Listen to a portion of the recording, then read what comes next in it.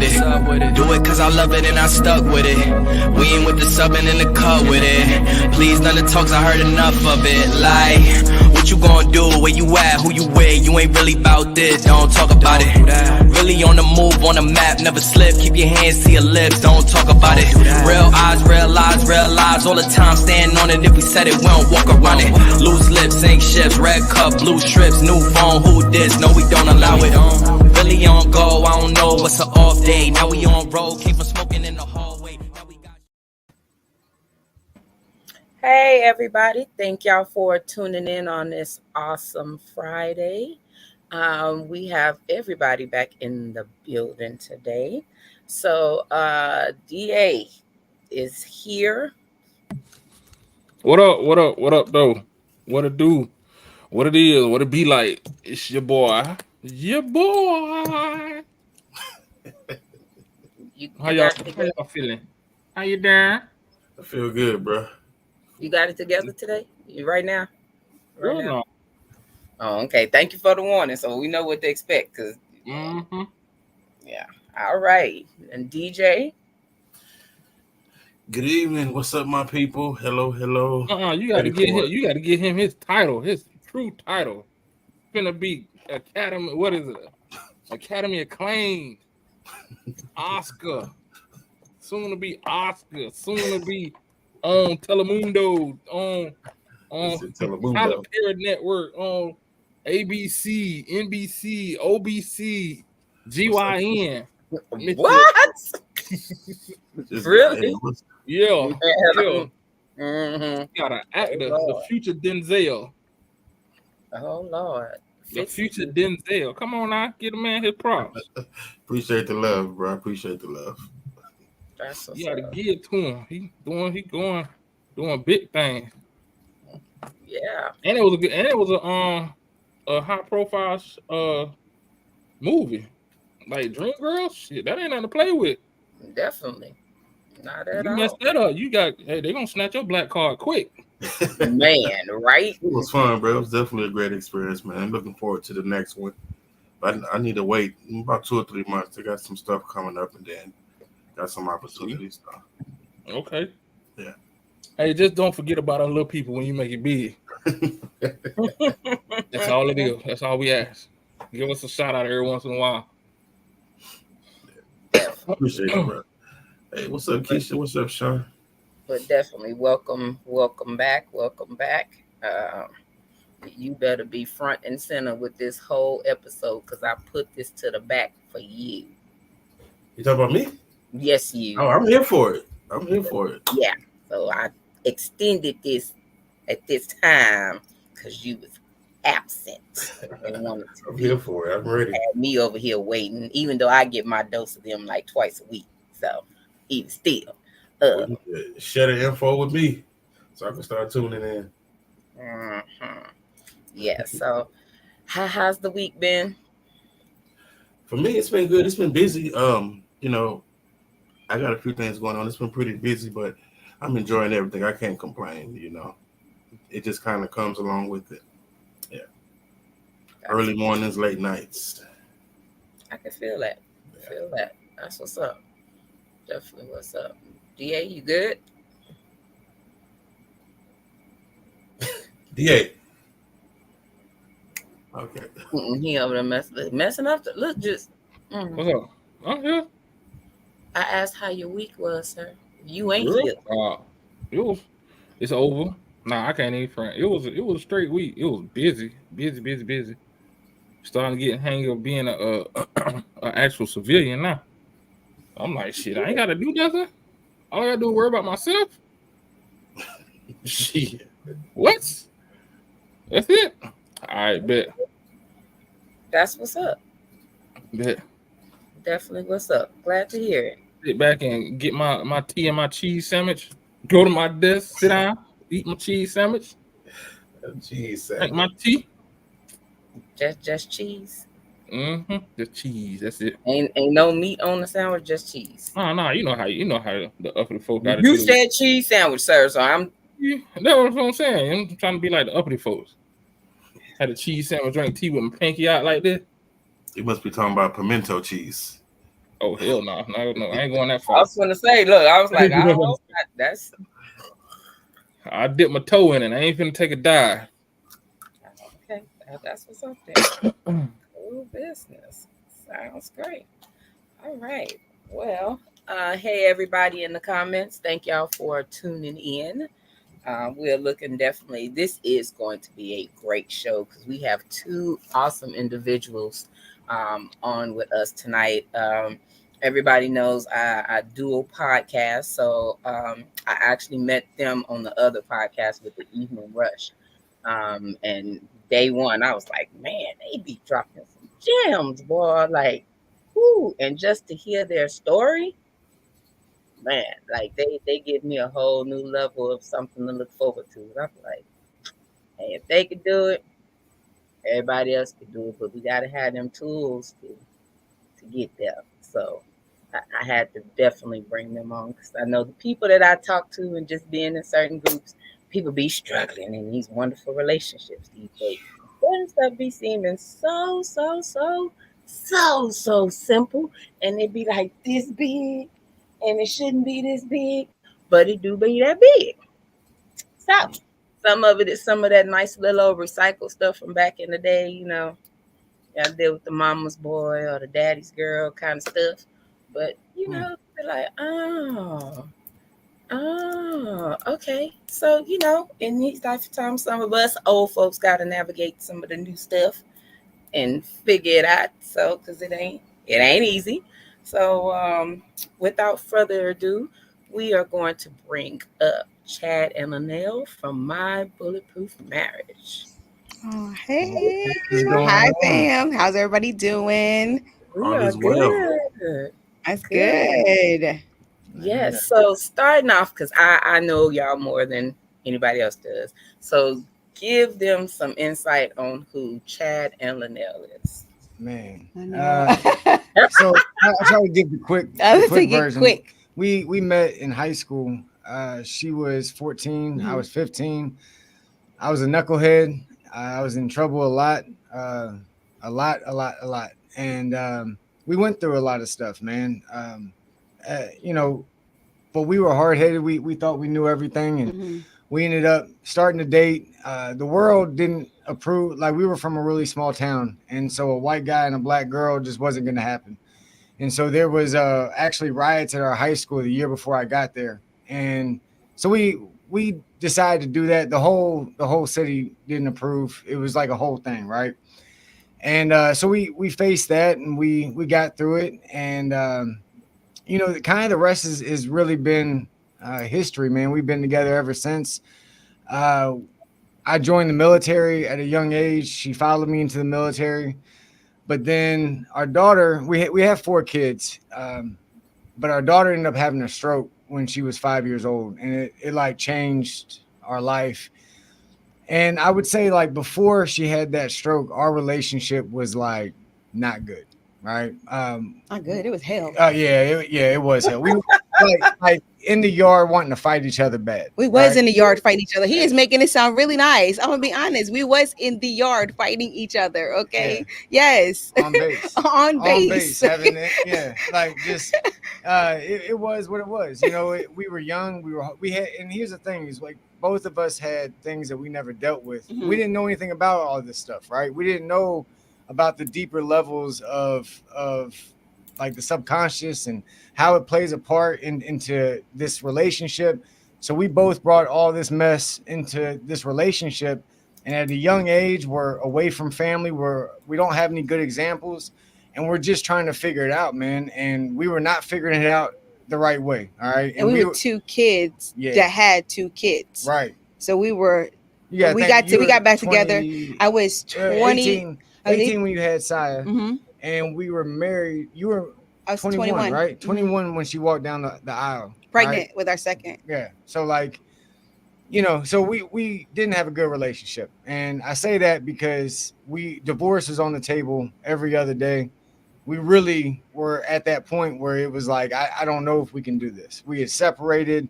Both of us had cheated on each other. Like, yeah, I mean, I'm talking like the list goes on, man. Like, we were out there, right? And our daughter has a stroke. and it like changed everything, right? It changed everything. And we started working together, and it started out to be just for our daughter and our family, because at the time we were stationed in Germany. So basically what happened, I try to keep this short because our whole life is it's a whole bit. We could do a lifetime story, man.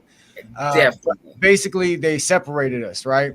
Because I had to go with my daughter. So they sent her to Walter Reed. It was in DC at the time.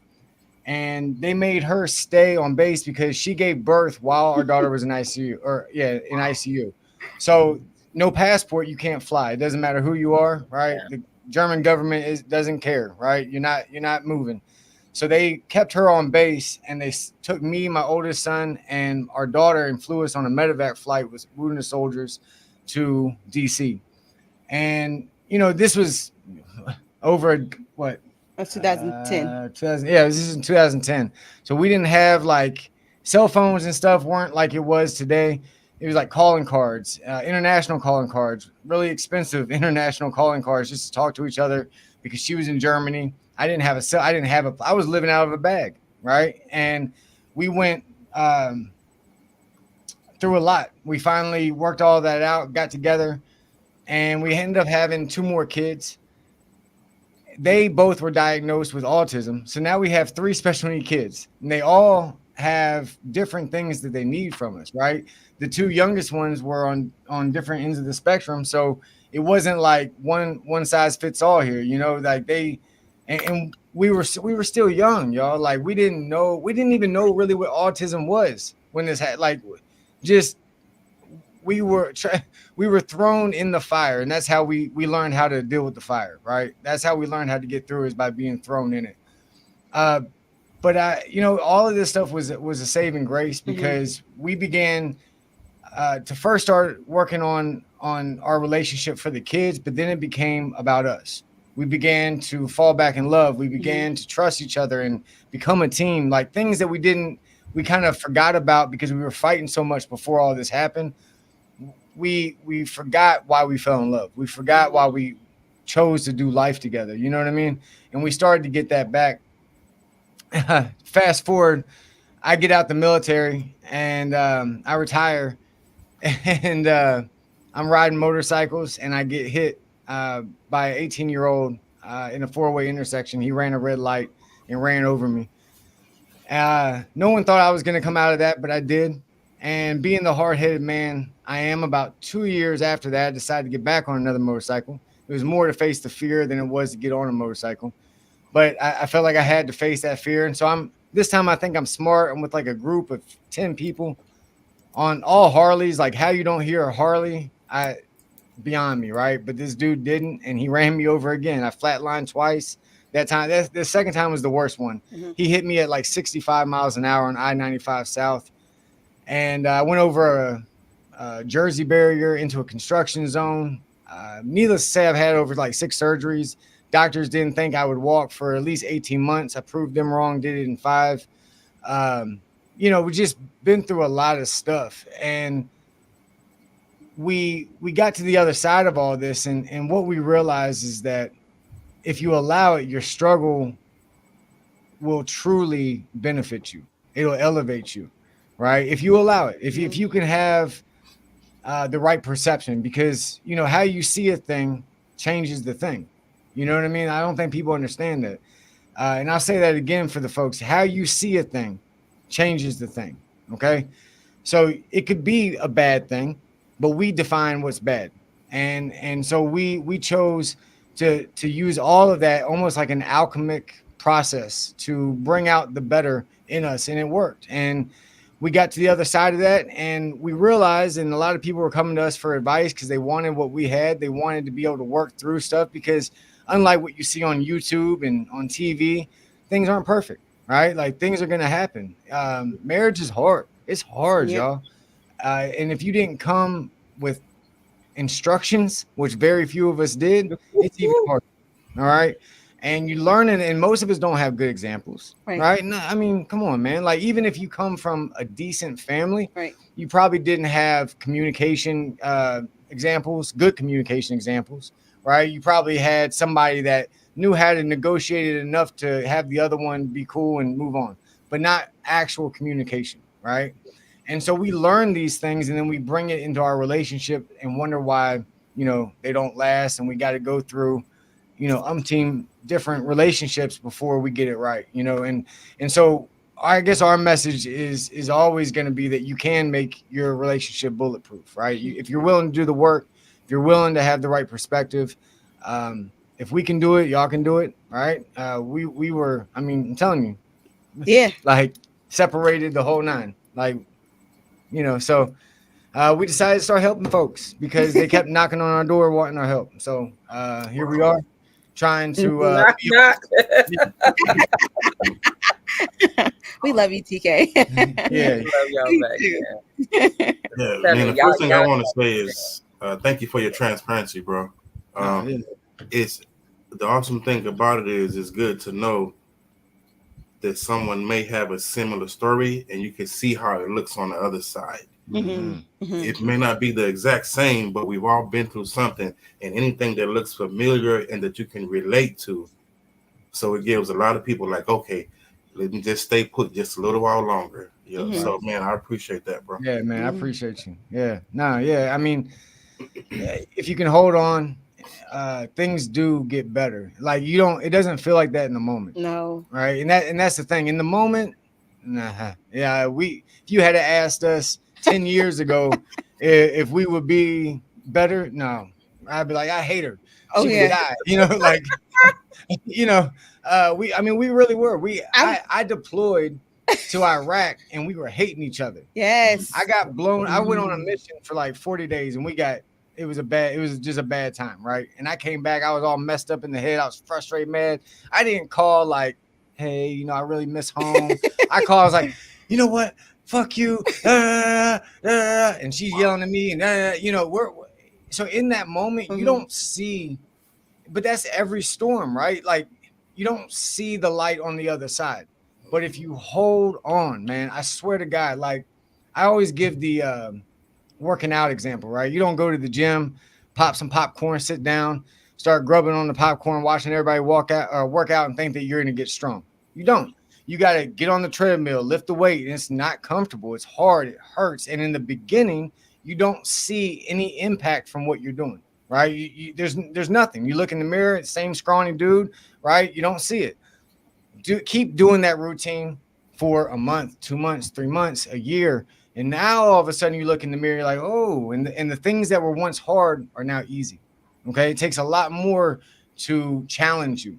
And that's the beautiful thing about life. If you allow it, life is the greatest teacher, and it'll get you right if you allow it. Most of us just ain't allowing it. Amen. Gotcha. I love it. Definitely. I'm here for it. Definitely. So kicking off, I found some clips, and this one earlier that popped up earlier, and I was like, "Whoo!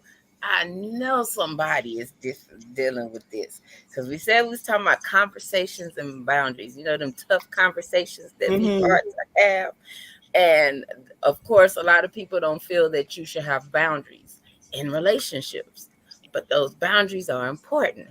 So yes. I'm gonna play this first clip, and then we're gonna talk about it. I'm confused. So what's wrong with boundaries? I mean, what do you mean by boundaries? I'm uncomfortable. I'm uncomfortable. It's really making me uncomfortable. It is your mom, but she doesn't know boundaries. Tyler, what don't you understand? Okay, so can you? All right, so I'm gonna give you an example. So if we was to go on vacation, I don't want to hear no example. What about how I feel? So it's your mom over me. You don't care about how I feel. It's a great balance between the both. But it's always you, but it's gonna be my mom too. Miss Audrey, ma'am. Mom. Excuse me. Don't go, please. Audrey, Tyler, shut up. Audrey, let me get you straight. That's my son. I don't know how you grew up or whoever raised you, but that's mine, okay? And that's what I need you to understand. It has nothing to do with you. My boundaries, you saying that I go in your stuff, no, I'm cleaning it because you're nasty. Tyler, I told you could have did better a long time ago. I love her. No, you don't. You don't know what you really. couldn't possibly know what love is, Tyler. She's only with you for your money.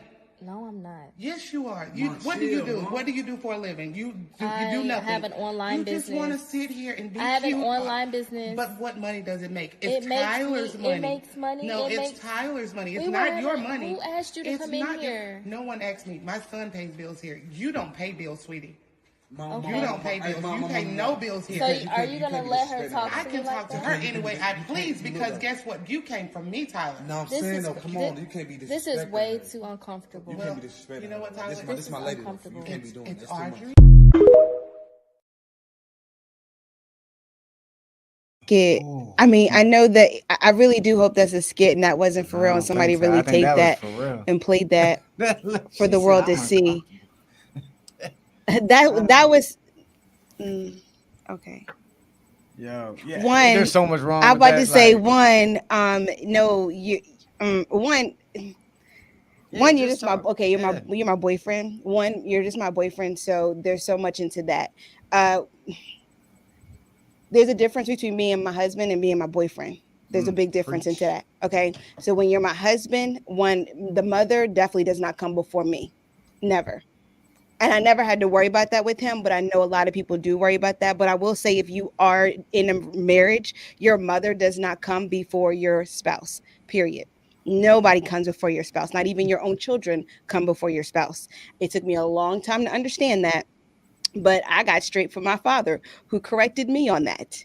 So at the end, he was married for 40 years, 38, excuse me. So I know what it's like to understand that mothers get attached to their boys and they feel they have ownership over their children, but you don't own your child. Mothers, if you are listening, you were the vessel that brought that human being here on earth, and that is it. You are a guiding light, just leading them here on earth, but you do not own that person. Understand that. And I had to learn that because I felt the same way at times too. Not in that way. I never wanted to control my children in that way, because that's a lot of control that the mother's trying to have. And her son is still a little boy that's allowing his mother to come into his home and dictate what happens. And that is wrong in the sense of him. He needs to grow up, as I would tell Chad and my brothers. I want you to take your hand. I want you to go underneath. I want you to lift your balls up and get some. Because at the end of the day, okay, you set your mother straight. You don't get to come in my house and dictate what happens. And he should set his mother straight, due to the fact that if that is his lady, if they are just dating, okay, that's still disrespectful. Yeah, that's very disrespectful. Okay, whether she pays no bills, if they agree that he goes in the house, he goes outside the house, he pays all the bills, she stays home, that does nothing, the mother has nothing to do with it. Like, I'm gonna say this, and I said this last Wednesday. We need real men to start teaching boys how to be men. Amen. Right? And that right there was a good example of what a very immature young man does. Right, and I get it. When you are raised with someone coddling you, and you don't have to change it, you're not going to. Okay. And so I'm not sitting here trying to bash the man, but that's not what a real man's going to do. There's a difference between getting a insight from your mother and compared to allowing her to dictate the choices that you make, right? Whether it's dating, marriage, I don't care. And yes, she shouldn't have came in, and she shouldn't even been there. That's well, all right. Let's just get into this thing. Boundaries, right? Yes. Real boundaries. If this is a real relationship, right? Not a one night stand, but like something that's real. All right. There's potential. We won't even go into its marriage yet, right? Just there's potential for a life to be created with each other. That relationship, those conversations are sacred. You start treating them sacred right then, because what you do now is what's going to flow into the marriage. Just because you put a ring on something doesn't mean things change. They don't. Your tendencies, your conditioning, your subconscious actions continue throughout, right? So this is when you start creating good habits. You start creating the right way to deal with each other, deal with outside influences. Because that's the other thing. One of the things that we didn't know when we were younger was how not to listen to other people. Everybody got an opinion. Everybody's got an opinion. Everybody knows what's best for you. And I'm gonna be real with y'all. That's bullshit. You know what's best for you. The problem is you're not looking deep enough within to figure it out. You want everybody else to give you the answer. You want YouTube and your mom and your sister and whoever else to give you this gem that's going to change your world. You got to change your world. You got to figure it out, and you got to work with the person that you're with to do that, right? Y'all got to sit down and work this thing out. You can't. And so the first boundary is people, right? Like and I know there's certain people that can have some influence in your life, but I'm a big proponent of keeping my relationship to just me and my wife. And this is because I allow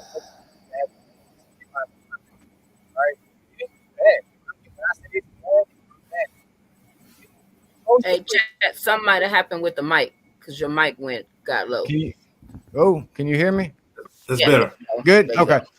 So what I was gonna say is, actually, what was I saying? I just forgot. You're talking about the people boundary. People having influence.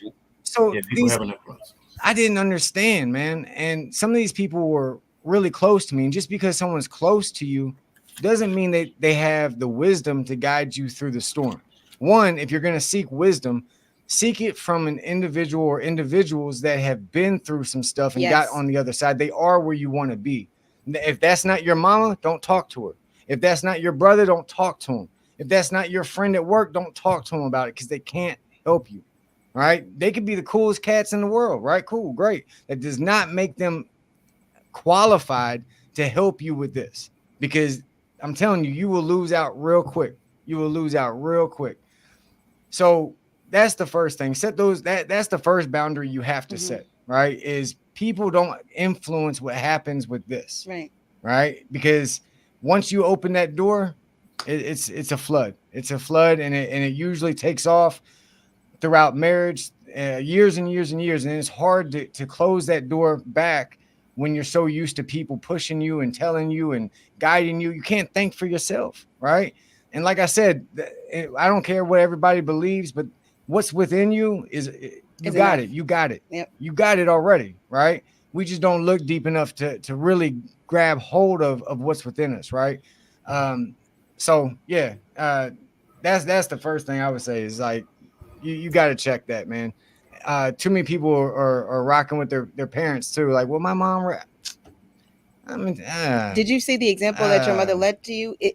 The example is in the. I'm just saying. Think about that. If she raised him as a single mother, you can't be an example to me. Period. I love you. Thank you so much for your love. Thank you for supporting me. That's it. I'm grown. I need to be grown. I need to figure this out. I need to go seek a man that can actually teach me, a man that actually is married and been married, or, is at least in the direction of getting, so he can guide me in the way that I'm trying to be. That's a hard reality. That is a hard reality, especially for grown people. Yeah. But it's true. But it is. Yeah.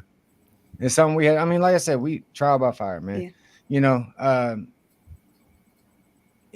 And the next thing, boundaries, man. Like, we could go on with this, but all right. So we talked about, all right, you keep everybody on check, right? Like, you don't just let anybody in that inner circle, right? And you're creating something that's going to carry you throughout the entirety of your relationship. Okay. And that's what I need people to understand. Like, think long-term here. Okay. Don't think short-term, think long-term. You're building something. All right. Like building a house brick by brick. Right. We're adding, we're putting things in place. So we do that. But then how we communicate is also equally as important as keeping people out. How I communicate with her about these conversations. All right. One of the first things we always tell people is cut out all the distractions. Cell phone, the news in the background, hell, even the music. She loves music, but cut that thing off. I don't need you anywhere other than right here in this moment with me, connected, because that's how, if this is I'm talking about serious conversations, right? Like things that, truly, truly serious, then we need to focus, right? So you remove whatever distraction. And here's something I'm going to tell you guys with kids. That means kids also All right. They can't be running through the house, beating babies, parents with the toys and everything else, right? Like you can't do that. All right. So like one of the tips that we tell people is put the kids down for the night and then have that conversation. So timing is everything. When you know how she was saying, I'm not safe, that's real. Let me ask you a question. Would you be open and honest if you don't feel safe? No. Absolutely not. And nobody, right? Nobody's gonna start just having this deep, intimate, telling my how I feel and being open and honest. And if they're not feeling safe, you're going to get a crooked answer. You're not going to get the whole truth, right? And then you're going to have to continue to have these damn conversations because the truth ain't coming out. So creating this environment is really important. Okay. She has to feel safe. You have to, and safe isn't always just like physical safety, right? It's feeling safe to be vulnerable in that moment, right? And I'm a man's man, and I'm telling y'all, you got, even us, men are some of the most onion-like dudes. You got to peel us. We got layers, right?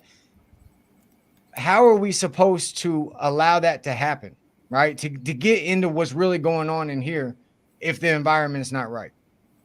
If I don't feel like I can tell her this and it be taken and not be used against me, not told to her friends, whatever the case is, right? So when I say safety, I'm talking about all that.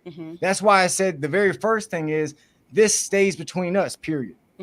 This is us, right? We're creating something sacred.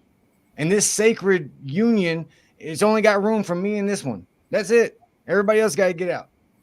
And this is why, because I want to create an environment where she trusts me, I trust her, and we can get to the roots of whatever's going on. Because I know, I'm telling you, I ain't saying nothing. I ain't saying nothing if I can't trust her. I'm not.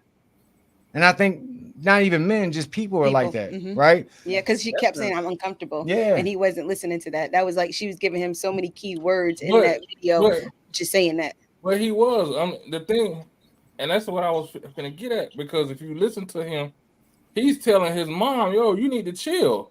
Man, he's not raising his voice and jumping down her throat. But he's like, yo, mom, you need to chill. That's kind of foul. Oh, at the end. But even before that, though, when they was having a conversation, the mom came out and buttered herself in. So that whole situation, like the mom, if the mom was visiting, that she shouldn't have been there while they was having that conversation. That's the first thing that I know. It's like, why is she in there? Right. In this conversation. But, and the other thing that I didn't like is he did. It's like, because you got to, because the way it seems like. 1 second, dear. Huh? Hold on 1 second. I don't hear what she was about to say. Go ahead, sis. Go ahead. But if you paid attention to the video, when the mother decided to insert herself into the conversation, she walked from wherever she was over to the young lady. The young lady was actually staring at her at first, and then all of a sudden, then she started looking up. Yeah. So then you want to go ahead and you want to dominate yourself over me, and that makes me feel even more uncomfortable.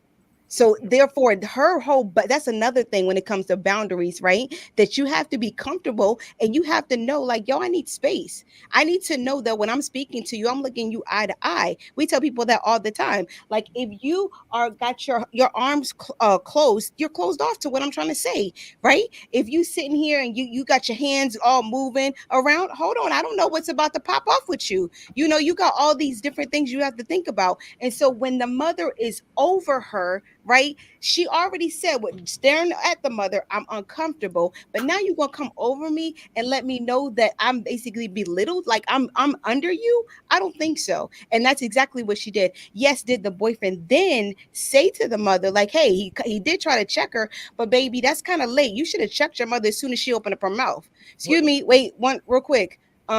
You know what? We about to have this conversation. I think it's time for you to leave. You know what I'm saying? If you about to have that conversation, all right, look, this is what I was trying to get to in the very beginning. You set a time and a place where it can just be y'all. Okay? Yeah. Like she should have never been in the equation. That's it. From jump, right? That's my point. Now that point, yeah, I agree. That part I agree. I totally agree. Like, what's going on between y'all need to stay between y'all. Yeah. All the extra adding, talking talking to the mama, daddy, sister, brother, all that shit. Yeah, they need to go somewhere else. Yeah, it's crazy. And like you never know what somebody's been through in the past too. Like that's the other thing. Like we talk about safety, but look, if this is just a dating relationship, you really don't know. You don't know what all that girl been through, right? She could have been raped. She could have had, all kinds of things that happened. So once that shift happens, now she's her mind's somewhere else, right? And so, just as human beings, man, and somebody who's been through a lot of stuff, like I get that. I don't my reaction isn't to back up. Mine is to fight, like most men. Right, but still, it's a bad reaction. It's not one that you want in that situation. You know what I mean? Yeah. So we want to prevent, to the best of our ability, that stuff from happening from jump, right? And that's why we say, like a lot of people can't have good conversations in the house by themselves without somebody getting uppity. Go to a restaurant, sit down in a nice restaurant where you can't be loud. Hell no, not with World Star now. World Star. You'll have to be famous then. Yeah. So there's a lot wrong with that. There's a lot wrong. Yeah. I mean, and I would also I would just, while we're on the topic of setting boundaries, right? Like if you don't have personal boundaries, how do you expect to have boundaries with other people? Yeah. All right. So I just want to throw that out there, right? The first boundary start with yourself. All right. You cooking with grease now. Yeah. Because you can't expect that to be created if it's not already existing in your personal life. So, and that, I mean, we could go on with that, but Yeah, you correct me 100% with that. Yeah, man, that's a good point. And also, there's a way you could say something being assertive without being disrespectful. Yes. When he was speaking to his mother, he was not being assertive at all. And that's the key. If you're saying something in a way where it's not even penetrating, then what's the point of even saying it? What? Right. Exactly. That situation, it don't matter how you said it. She wasn't listening. She would have listened. She wouldn't listen. I think if you had the right environment, should have turned that shit on him. She would have listened if their relationship had those boundaries of understanding that I'm no longer a little boy, but she's still treating him as if he's a little boy. Yeah. And he's still acting as if he is a little boy to his mother. And so the only thing he did was just go into a relationship looking for somebody to kind of treat him like his mother treats him, right? But then you want to be treated like a grown-ass man. It doesn't work that way. You either gonna go ahead and stand up and be a grown-ass man, or you can go ahead and still be a little boy, and I'm gonna treat you like a little boy. So then when I got to check you and your mother, now I'm wrong. And that's exactly how the young lady probably felt. Like, I've got to check you on what you're saying because you're not sticking up for me. You're not making me comfortable. You're not making me feel good. But now you're making me check your mother, which I'm really not trying to do, but I have to because she's disrespecting me. And you're not sitting here trying to go ahead and, make sure that she understands that this is between me and you. Respect this. That's all respect this.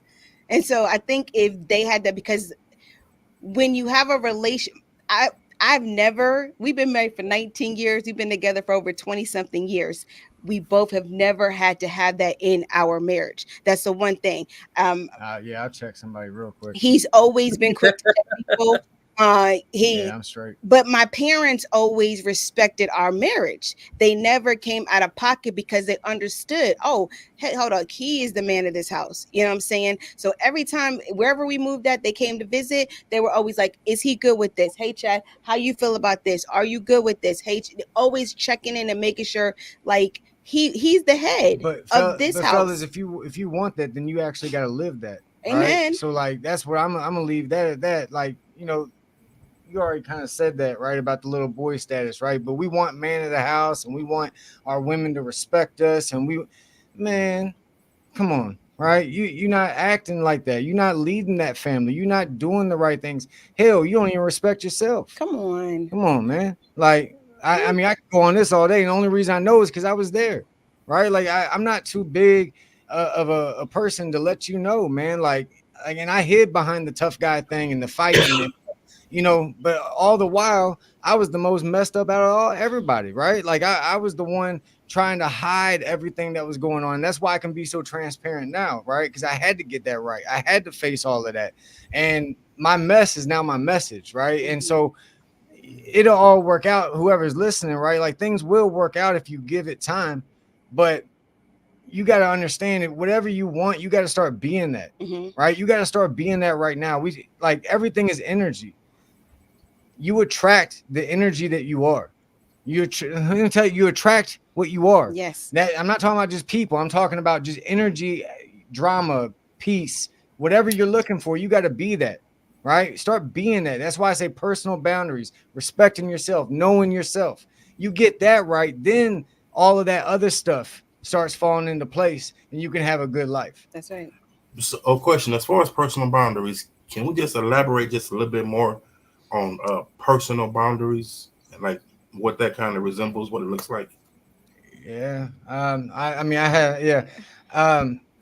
So like, I like my alone time. I'm a spiritual type of dude, right? And I also like to read. So I need my time. And I am very, very adamant about this time. And when I say like, if I go, like I like to meditate. I meditate twice a day. More than that. Yeah, sometimes 3 times a day, but like on a regular twice a day. And one of those times I do deliberately before anybody can get up in the house, right? So I do it like early in the morning, right? But the second time things are moving, right, in my house, right? And I got a thing like, you're not coming here unless this house is burning and on fire. Don't come in here. Boundaries about personal respect, right? How I allow people to talk to me and address me as a man. Like, I'm not letting you just drag my name. Now, I want to say this carefully. That doesn't mean that you try to start beefing with people and you start fighting people, because it just means I cut you off. Right. It just like, I just don't deal with you anymore. Personal boundaries is also the people that I allow in my life, right? If you're not about anything, you're not coming in my world. Okay. On top of that, I don't allow, if you're not married, you're probably not getting in my inner circle. Okay. Because you're not moving like I'm moving. Right. There might be a onesie right in there, like that can, because one dude's okay, right? But I enforce a very strict life. This is how I live my life. And if you don't fall in line with that, your mic went out. Man. Y'all, that's better. All right. That's wild. But yeah, so like I think like that's a big thing. Is who you allow in your life.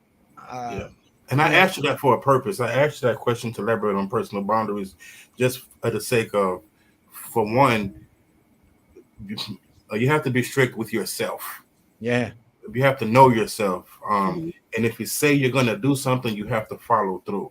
Yes. If you set a routine, stick to that routine. That's the reason why I wanted you to elaborate for other people that may be tuning in, understanding more of what personal boundaries is. Yes, it's things that you enforce with other people, but you also enforce them things within yourself as well. Yes. Oh, you know what? Yeah, you're hitting the head. Yeah, that's probably the biggest one, because if you can't enforce it, like I said, like I meditate, I have a very, like I'm a vegetarian. I only drink water and coffee, no sugar.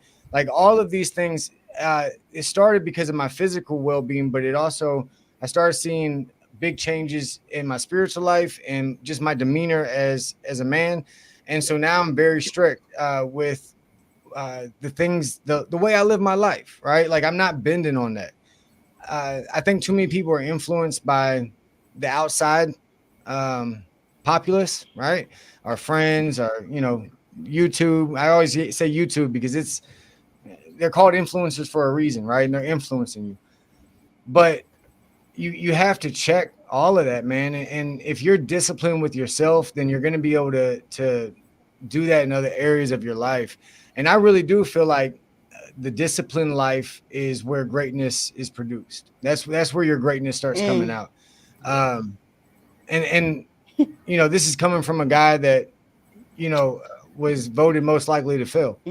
And I did the opposite of that, right? Because I started becoming, now when I wasn't disciplined, right, my whole life was a mess. My whole life was a mess, so you can take it from me, man. And it's not rocket science, right? There's nothing new under the sun.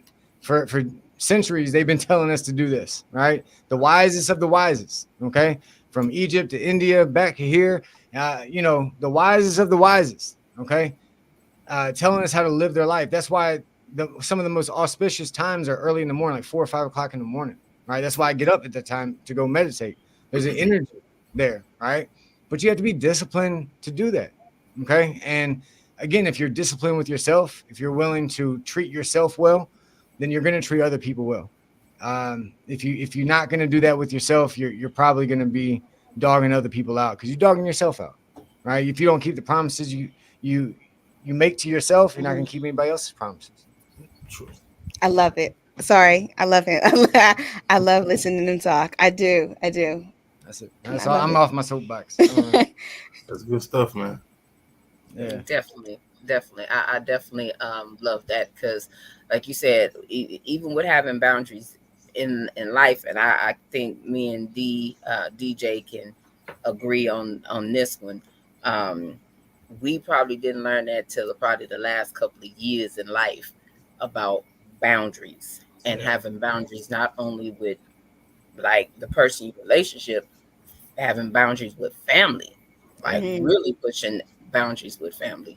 And it's funny because a lot of people don't realize how hard it is, not only when you're creating boundaries, but when you have boundaries, trying to create boundaries with family, and you got them family members that still like, fuck your boundaries. Like, what's this? What you mean? Like that level of respect, when you try to implement that after somebody has used to you not having boundaries after so many years, is like a whole nother ordeal. It is. Yeah, I'd like to say, because we were doing that. What I remember, like 2 years ago, I had hit everybody up in my family and just said, "Hey, nobody's allowed to call me after." Wait, was it 10, 9? No, I was like, we were getting up. I was like, yeah, you can't call me after 9. I was like, unless you about to die, like you about to die. You know what I'm saying? Like you can't call me after 9. And I remember some of my family would just continually call me, and I just would not answer. And then they would say, "Well, hey, we're trying to reach you," and I'd say, "What time did you call me?" And they said, "Oh, you was for real."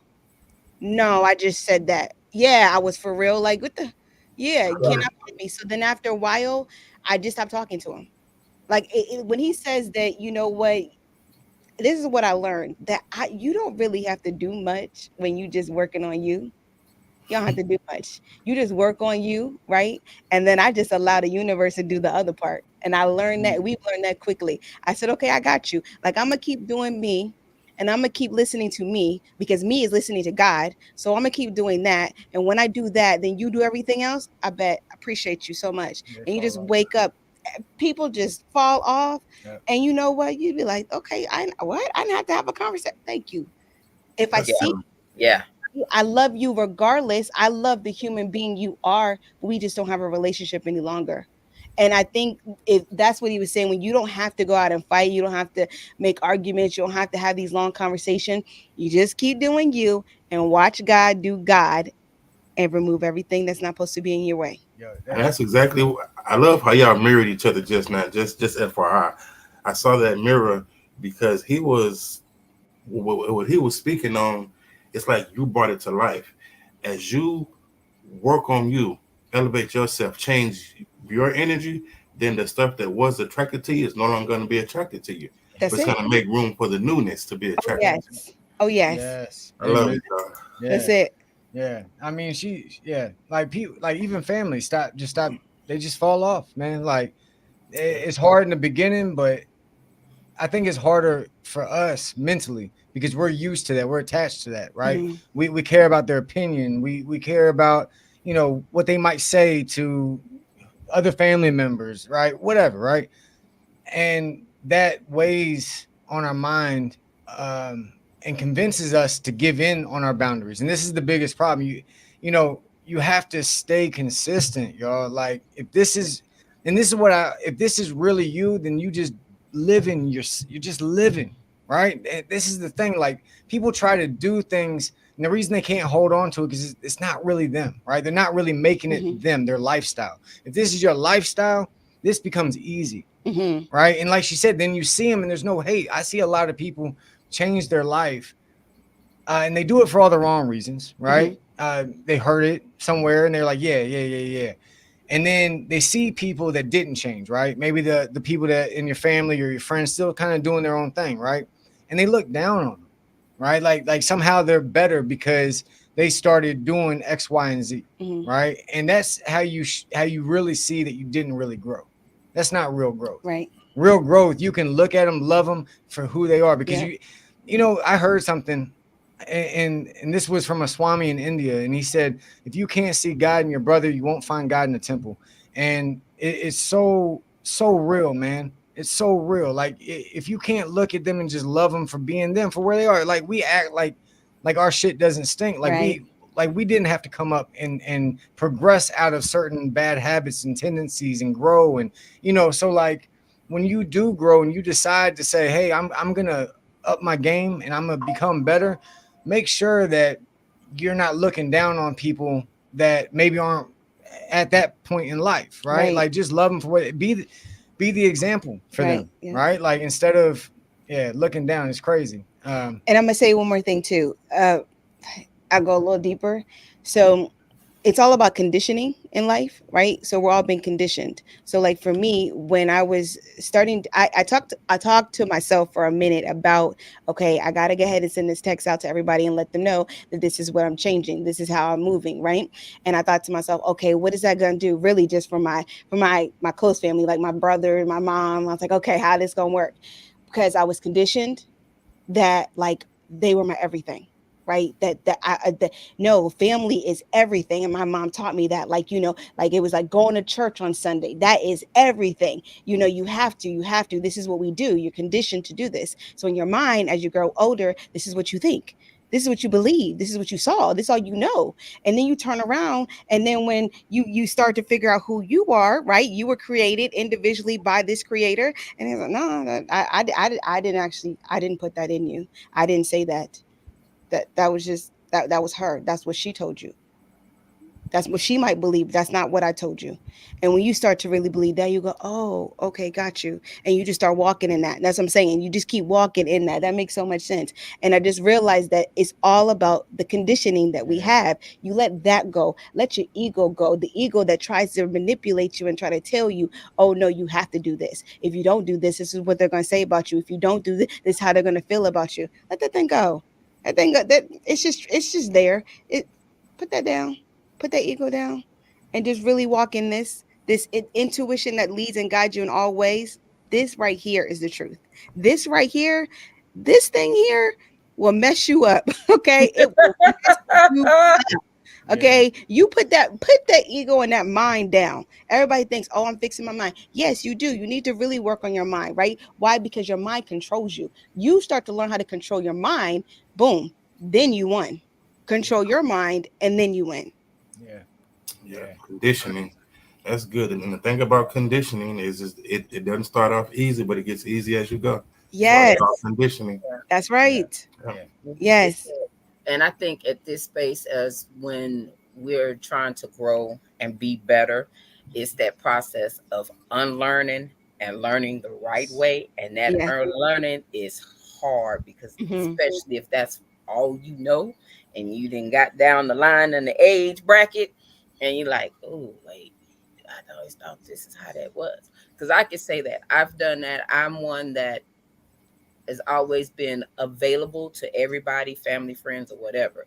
So I didn't realize how bad I was with it because until probably maybe about a year ago, it was bad enough to where I was sleeping with my headphones on, to where if my phone rung, I could hear when my phone would ring. So if anybody ever seen me, I always had a headset on. And it's just till probably maybe the last 6 months or so that I don't have my headphones. It's like now, baby, when I go to sleep, 10 o'clock, on the dresser and I hit that rollover, baby, it's over for the night. So if you catch me for phone in or you, man, I was calling you, I was I was asleep. Amen. And get your seat. Whatever it is, I see it in the morning. Tell me in the morning. If you don't remember, I'm sorry, but I'm going to sleep. And just remember this too. If anybody's listening, this is what my key thing I always try to tell people, right? This is the thing about life. You as an individual can't do anything that's already supposed to happen. If it's supposed to happen, you cannot do anything about it, right? But if it's not supposed to happen, you still can't change that. So you can't change much of anything. We think as humans, we have the control. We have no control of anything, not one thing. We try to control it, right? But I love the analogy we talk about all the time about the past, right? The past is just a minute ago. That was just a minute ago. That's the past. So that already happened. Can't change that, right? But I can't even really predict the future because I don't even know. I might get off of here, right? And the next thing you know, I could be gone. I have no clue. So you really just have to learn how to just love and stay in the present moment that you're in. And when you do that, everything else works for you because why? You're just guided by whatever's happening. Whatever's happening in that moment, you just living in it and you're just living in the reality of what's actually happening right in front of you. Bruce Lee said flow like water, right? And what the deeper meaning is that is don't be attached. You're not attached to the banks of the river, right? You allow the current of life to take you where it takes you, and you are free. You're free. Listen to me, y'all. Most of us are not free, right? We're not free. We are bound so much by the conditioning and the people in our life, the things that we tell ourselves that we have to do, right? All of these things, and half of them don't matter, half of them don't happen, and the other half is because you were conditioned to do it. Right. And we just sit here and bound by all of these things and we never live. We're never free. Right. And that's a shame, man. Live in the present moment. Allow life to take. Let me tell you something about life. Life doesn't take you where you want to go. It takes you where you need to go. All right. It takes you where you need to go. When I got hit that second time by that car, I didn't, no one told me, no one gave me a message like, hey, brother, you're about to die today. Right. No one came by. No one told me. I was just riding my bike thinking everything was cool, right? I was on my way home, matter of fact. I thought I was going to come home, see my wife, see my kids. I had all these plans. But that wasn't God's plan. And it wasn't what I wanted, but it was sure as hell what I needed. Amen. Because it was life-changing for me, okay? When I say life-changing, I will never look down on that moment. All the surgeries, dying twice, all the pain, I'm grateful for it. Me too. I'm thankful. I call it the best day of my life because God touched me that night. Yes. Right. And that's all I'm going to say on that. Right. But what I will say is that life takes you where it's what I needed. And this is where I'm getting to. This is what I needed to get me where I'm at today. Right. And so when we fight with life, I'm controlling this and I got to hold on to this and I can't let. God is struggling to get us where he's trying to get us. The blessing is there. The all of that stuff is on its way, but we're so attached to what doesn't serve us, what's not going to bring the blessing, that it's hard for the blessing to come. I mean, the blessing's going to come and just, I guess what it is it's just prolonged. That's right. It. That's it. Is it? You can't stop God. God's God, right? He's going to do what he wants to do, or she, however you want to talk about that. Right. But what I'm saying is you prolong what's already yours. That's it. Yeah. I feel that so much. I promise. I feel that. Yeah. I know just even, as you're growing and you're trying to, like I said, grow and be better. And you're on this journey of healing. And it seemed like a monkey wrench gets thrown in your healing. And you like, what the hell? How am I supposed to? No, this is how this is supposed to be. So with the situation happened with me, I'll say sometime last year was a monkey wrench came in with me and between me and my daughter's relationship. And I was mad as hell. And I was like, what the hell is going on? Like, that's my baby. I didn't know I had outside forces probably until recently. They were throwing monkey wrenches and trying to turn my daughter against me. Family and her father. And I was like, wow, seriously, like really. But now I look at where me and my daughter are currently, and I'm like, as bad as I hated it, and that took so much from me, it had to happen for us to be where we are right now. Yes. Amen. Yes. You got it. Yeah. So we are now. I wouldn't trade it for the world. Right. Yeah. Yes. Yep. You caught it. You're preaching. Yeah. Yep. Good. There's a comment that I want to read if you don't mind touching under, my brother. It's from Miss 24 Diva. It says, how do you get my boyfriend to understand that his family doesn't need to know your business? His defense is that's how his family is, and they discuss everything. And I think we kind of touched on it, but I think she's looking for a specific answer. So this is what I'm gonna say. One, you can't make anybody do anything. Amen. Right? This is the problem with so I'm gonna use this analogy. All right, after my wreck, like I told you, God kind of touched me, right? And I started to change just the way I was living. I was drawn to things like meditating and reading and personal growth. But Lenell wasn't on that type of time at the moment, right? She was still very much just where she was, right? And I was on this path, this new journey of trying to grow. And here's the thing: in the beginning, I tried to force her to keep up. Right. I was getting all of these, man. All right, man. I don't know what's going on. Every time it gets good, too. At that point, I was just going to say that. Every time you start hitting it, there you go. Yeah, I don't know what's going on. But anyway, so I at the beginning, I tried to change her. I tried to make her do what I was doing because I was getting all these great benefits, right? Like energy levels, I had peace, like all these things I had never had. I'm like, you got to taste this. Like if you do this, you're going to be happy, right? And it was like World War III. Okay. But as soon as I let go and I just started alluding to what Lenell talked about earlier, I just started focusing on me. That's it. I let her do her. And what ended up happening is it's kind of like a thermostat in your house. Okay. And I use this analogy for relationships, but it's for anything. When you start working on yourself, you start releasing a certain frequency, right? Kind of like that temperature gauge, right? The temperature is set now to a certain degree. Is the door going to open and let in hot air or cold air? Yes. But what does that thermostat do? It regulates it, right? What ends up happening is everyone in that house begins to get accustomed to that. Acclimated. Yeah. And so now if it changes too far away from that, they're not used to it. So she all of a sudden began to just start doing it on her own. And what you want is a natural change. You don't want a forced change. One, you're still dating, so there's time. Okay.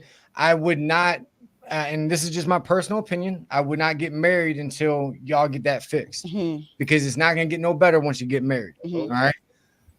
The other thing that you can do besides working on yourself and focusing on you becoming the best you, and this goes along with setting those boundaries in your own life, allowing him to see that you do that in your own personal life with your own family, all the way around. Like you just stop allowing people in your business, right? You put these very strict boundaries, and he's going to start at first, he's going to be taken back. He might not even like it, right? But then soon that respect, if he loves you, that respect's going to follow. Okay. And then he's going to start seeing the benefits, right? People are weird like that. They got to see the benefit before they'll bite, right? Like they got to all right, yeah, it's a nice car, but is it smooth? Right, like this. I saw the commercial, but I need to drive that joker before I buy it. And so we do that on almost everything, right?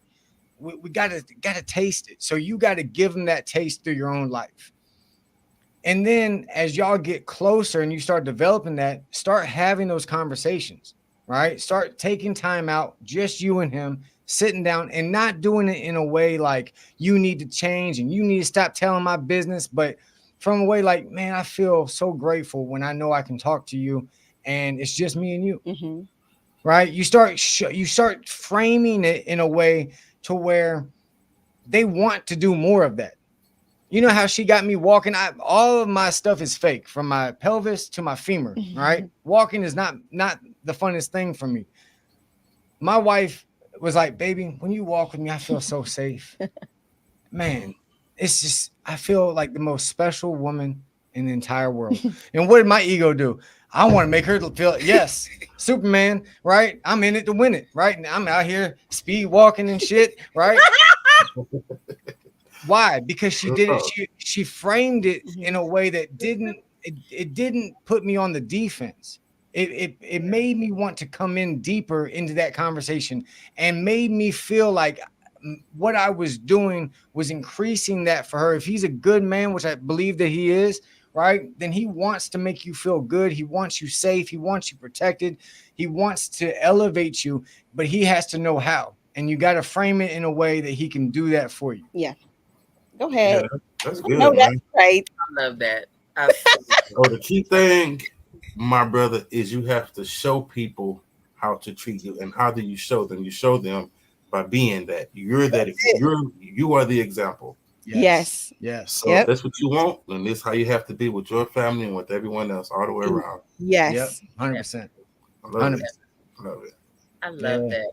Definitely. Like, he's so quiet at home. So when he gets on the mic, this is a different person. It's him, but it's the only like I know this person, right? But if everybody was to see him, he's so quiet. He's such an introvert, and so then when he gets behind the mic, and he starts talking, when he does, when he is, I know when he's on the stage, and he's asked to speak, he's just I'm just like, wow, like like I knew this was him, but he wouldn't show that to anybody else. So just seeing him now, that's why I just get all like a and fan. I love it. I picked that out from the first time I started watching y'all when y'all came on the Evening Rush, and I was like, look how she looks at him. Like, that's like the best thing since sliced bread is you just be in your space, and I'll be like, oh, yeah, I do. I get it about him. I told him all the time. I said, it's funny because we do everything together. We work out together, and people probably wouldn't believe that we've been married for so long. But it's just that you fall in love every single day. And I always tell him, I said, I love me first, and I love you second, and then I love us. And that's real. You know what I'm saying? But I do love me first, because if I didn't love me first, there's no way I could really love him. Right. And I think a lot of people don't get that. With a lot of times in relationships, you really don't love yourself first. And that's where you really have to do. You have to fall in love with yourself. Man, you fall in love, find yourself, right? Then love yourself. After you love yourself, you're going to like yourself. And like people don't like yourself. You don't like yourself because you don't love yourself. And then you don't even know yourself. So that's hard. So learn that too. Yeah. That's right. I love it. Yeah. And I feel that too, because that goes back to when you're on that healing journey. You don't know, 9 out of 10, you didn't know yourself before the healing. You know the trauma version of you. You don't know the healed version of you. So now you have to get to know this person. Fall in love with this person and realize what you like in this space, because what you knew in that trauma space wasn't what that was. Right. So it's a whole new journey. Yes. The stuff that was dealt with. Yep. In that trauma space, that was coping. Those were coping mechanisms. Man. Yes. Survival. Yeah. Yes. And on that tip, right? And I say this all the time to people, right? Because it can't be stated enough. 95% of our actions are subconscious. That means we don't even think about it. It just, we do it. And now this, of course, applies to your relationship. That's why you are the way you are with your partner, right? And I like how you said the mirroring thing earlier, because your partner is going to be a mirror to you, right? You think it's them doing it, but really they're just reflecting you back to you. And that's a hard pill to swallow, right? But it's one that you're going to have to swallow. But the reason I say this is because it goes back to our subconscious. And most of that was programmed for like the first, I would say 7 to 9 years. You don't have much say in the programming that you're getting and the things that you're seeing. And we don't even realize how much of that dictates how we are going to act for most of our life moving forward, right? And so that you have to start becoming conscious of the subconscious, of those things that are kind of in the dark. And that's a process, right? And as you see that, love yourself through that, okay? Because you didn't have control. This is what people need to understand. Most of the things that happen to us, there wasn't a lot in our power. There's, of course, things that we've done to ourselves, right? And I think we can all raise our hands on that. Like, damn it, I was dumb. And this is why this happened to me, right? But I'm talking about that deep trauma, those like, why do I always, whenever they do this, I do this and I flip out and I lose. I can't control myself. And afterwards, I feel like I'm a horrible person. But in that moment, I can't. everything within me just explodes. That's deep. That's deep hurt, right? That's trauma that probably dates back to when you were young child. Maybe you don't even remember the why until you investigate it, until you start shedding light on that, right? And what I want to say is you follow it like to the root, okay? To the root of it. It's like a weed. You can't, if you just pull it out on the surface, it's going to grow back. Right. And you're going to continue to deal with that same thing throughout your life. But if you follow it to the root and you pull it out from the root, it's gone. But here's what people don't do. They don't replant something good in its place. Okay? Replant something good. Okay? Put something good there. Right? And then it was worth every minute of your time. Every minute of your time. You'll be thankful. I promise. Yeah. I love that. I love that. Love it. So I know we're like at the hour and 15-minute mark. Right.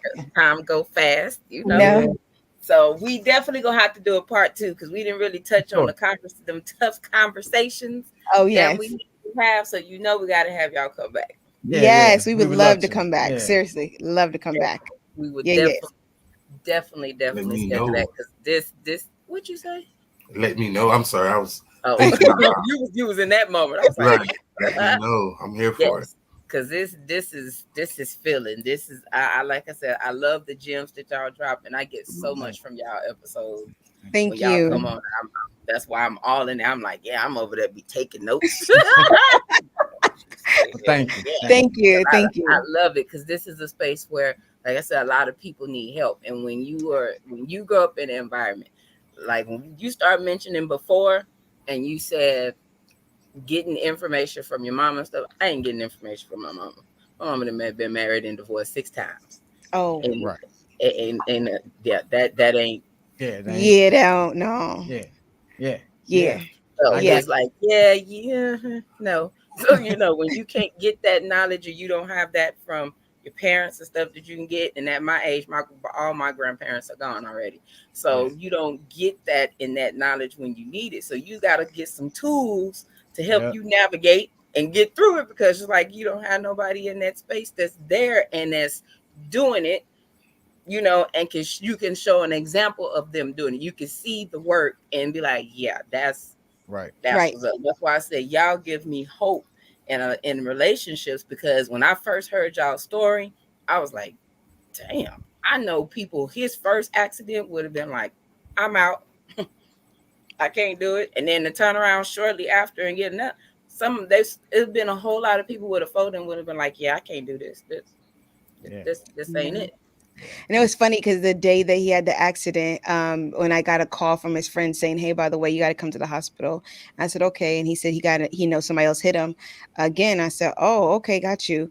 And I got there. Everybody was like bawling and crying. I mean, even like the chaplain that comes, she was like, God, it just don't look good. And, and everybody, I mean, I know, right? And then I remember the ambulance people, they came and they talked to me. They were like, he flatlined. I'm not sure about this, but why are you so calm? I said, I don't know. I got a piece. I'm good. I was like, he good. I was like, I'm just waiting for him to wake up. I was like, he just sleeping. I was like, he good. And they were like, you really? I said, I just feel it. I'm like, I just really believe that I will know when his time comes. I think I'll know. And I just know that this was different. I knew that. And I just said, God, just have your way, whichever way it goes. Right. So if he's supposed to go, I appreciate that. I'll learn how to celebrate it. Right. Because now he's with you. So I'm good. If he's not and he's supposed to still be here, then there needs to be change. There needs to be change. And so then what happened? God said, I got you. Boom. Yeah. That was it. Yeah. That's one thing I'm real mindful of because I understand, the subconscious mind and just what we speak and how it resonates in our mind. And once we speak it, right, and we start to believe it, then it becomes our reality. Yes. And I always tell people, be careful. I mean, about what you say, about how you say it. And TK tell you, I'm the most optimistic person, but it's intentional. Yeah. Even if I have doubt, I'm going to speak something different to change that doubt. Yes. Yes. You DJ got it. Yes. You understand. Yes. Because that's what we tell people. Like your mind, especially in the beginning, is going to be your mind. Yeah. It's going to throw these. You're not used to checking that conversation, that internal Yeah. conversation that you're having. But this is why I said bring light to that what's dark in the dark, right? You start shedding light, you start just watching, like, hold on, I just judged that person, or I just did this, right? And then you just replace it, like, man, it's gonna be a horrible day. Man, it's gonna be the best day of my life, right? And you just start changing it. And in the beginning, you might not believe it, but this is why consistency is so important. Eventually, you'll start seeing it manifest in your life. You're already manifesting, right? This is what people don't realize. What your life right now is a result of you, right? And what you believe about you. Yes. And that was something I didn't want to swallow. All right. But as soon as I did, I could start changing it. Yep. Yeah. I love it. Yep. Definitely. So much confirmation in this episode. Amen. Yes. God is so good. So much confirmation from this episode. And like I said, man, I love it. And I love y'all, man. I do. Hey, we love you. Thank you. Oh, we love you too, the Evening Rush Network. Yes, a lot of love, Big Head over there. Definitely. If it wasn't for him, I wouldn't have met y'all. So, amen. You know, the connection. It's a whole thing. Definitely gotta love the connection. That's why I said that's family. That's why when I see y'all, hey, I'm a hey family, hey, what's up? Definitely gotta support, because you know this podcast world is woo. Yes, shits and giggles at all. So definitely gotta have the family support and everything. So yes. Hey Marvin. So yes, definitely. So we're gonna get ready to close out. So how would y'all like to go out tonight? Well, one, you look beautiful. Oh, thank you. I want to say thank you guys for having us. It was an amazing conversation. Y'all are great hosts, and you guys have our support. And what I'll say to everybody listening is that whether you're married, whether you're in a relationship, whether you just are on that personal growth tip, right? You were here for a reason. You heard all of this for a reason. Don't neglect it. God put you in this episode, and this, hearing whatever part you heard for a reason. Okay. And that was, if you needed a sign, that was it. All right. So start taking yourself a little more seriously. Start doing what you got to do for yourself so that you can have the life that you deserve, because you deserve it. Definitely. I'll just say what I always say, which is you cannot change not one thing that's supposed to happen. Not one thing that's supposed to happen. Okay. And find yourself, love yourself, and then like yourself. When you do those things, everything else will work itself out. And I know it's like, oh, she just said that. It's so easy. It's not easy, but it gets easier. Yeah. It will get easier. I promise you. And I love you guys. Thank you for having us. I love you too, DJ. I just met you. I love y'all, man. I love y'all, and I love y'all together. I love y'all's energy. Oh, thank you. Anybody listening, y'all, take it, alter it. There was definitely some nuggets, some jewels, some gems dropped. Absorb what needs to be absorbed. Make it fit. The version that you are of yourself right now, you'll never be this version again. Look forward, move forward, do the work. You deserve it. Yes. And I appreciate y'all again. So thank you. Yeah. So thank y'all for everybody that tuned in tonight. I definitely hope y'all got these gems, because there were so many in here. And I know that a lot of people are struggling. That's why we have this podcast, is to give y'all these tools and help y'all along the way. So definitely rewatch it, because I will be going back to rewatch this episode myself, and I was on it. So definitely watch it. They do have an episode that they do on Wednesdays and Sundays. That's so right. Hey, like, share, subscribe, definitely support them, because you will get that information. Like, they have even great guests on their show as well. Like, man, it was one a couple of weeks ago. I was hey, y'all be looking for me, man, because I'm gonna start showing up. Oh, thank you, TJ. We appreciate that. We do appreciate the love. We do this for love. That's it. That's it. Really is. It's all love. We want to see people just really learn peace and joy, true joy. Really just learn joy. It's not like marriage too. We say it's hard. It's only hard because you make it hard. You know what I'm saying? That's the honest truth. But when you start to really find yourself, everything gets easier. It really does. Life itself gets easy. Life is a blessing. Man, you wake up, you so happy every single freaking day. You go to bed, you so happy every single, like this smile people say, like you always smiling. Why wouldn't I? I'm so grateful. I'm vertical. You know what I'm saying? Like I have this wonderful husband. I have beautiful children. It ain't like we don't go through stuff. That rent you talking about, baby? Get it. We got a 22-year-old, a 19-year-old, 13 and 13 and 12. We get it. You know what I'm saying? We get it. And it's going to come. The challenges are going to come. But man, it's so much easier in life when you just figured out who to connect yourself with to get through it. Yeah. A lot of times we don't know how to connect ourselves to the right being that will help us through it. And that's all it is. All right, I can keep going. Y'all better get me off here because I was thinking about that too. Because we technically didn't do. I typically try to do an episode with autism. Because just like y'all, my 13-year-old has autism. Okay. So that journey in itself. Oh, woo, man, woo, man. We got 2, and they a year and 14 days apart. Lord, woo. Man, hey. That's a whole nother. That's a whole nother ball game. So I'd be like, woo. And that's why I say when I met y'all, I was like, what? I just like, oh, that is. How to love, it definitely would teach you how to love like you've never loved before. Amen. Yes. Like, different level. Yes. Yes. Anyway. And they are so awesome. Yeah, yes. Yep. And you know what? We could always still have I would tell you this is what I just said to my son. We could still have a show on autism, even in the month of May, June, July, August, September, because for us, it never ends. Right. So I was telling you, yes, I love Mother's Day. I appreciate Mother's Day so much, but I'm a mother every freaking day. You know what I'm saying? So I appreciate that one day. Thank you. But honey, if you don't celebrate me on that day, I'm celebrated every single day. So I'm good, you know? So just to throw that out there real quick for those who like to, Yes, I feel y'all. I like that. I love that. And then Sean just said that the Tuesday Thoughts of a Man is going to be talking about autism this weekend. We invited to come on there. So I'm gonna hop on that. I thought to you, Chad's coming on there on Tuesday. Yep. That's gonna be Tuesday. There go. Yeah, Tuesday. Oh, there go. Well, this you already Tuesday coming up? Yeah, it's Tuesday. I don't know what's coming at 9. Oh, yeah.